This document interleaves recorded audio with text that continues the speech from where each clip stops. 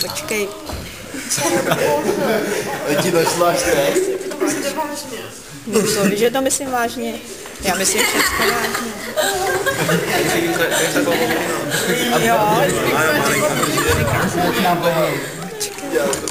Ještě si musíme dezinfikovat ten nůž. Je ostrý aspoň.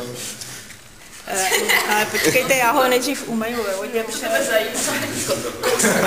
Lukáši, popiš mi, co budeš dělat.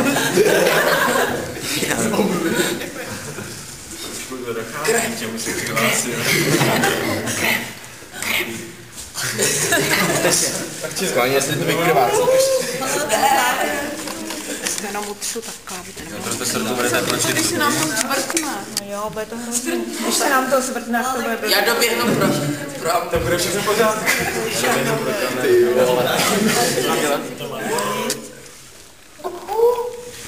Hezky. Si myslím, že to bolí. Dívejte, co je z něj krve. Nějak málo. Ne. No pak. Já už jsem to pochal. Ty si to umejt, prosím, a nekápni se na sebe. Umejt? No, tak co s tím jako? Zalepit, ne? Podol. Teď profesorko, ona to jsem už šlehla. No, to víte, že jsem samozřejmě neřízla. To bych si nedovolila, ale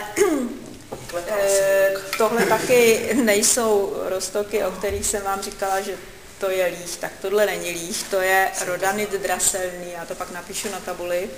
A tohle, nešaj na to. A tohle není jód, ale je to chlorid železitý. Když to slejete dohromady, tak si můžete vyrobit krve, kolik chcete. Prodáme to v tom? Drogerce? Ježišmarja. Teď to tady vypadá, že mají opravdu někoho podívat. Ale včera na chodníku bylo to razec. Jo, to je sranda.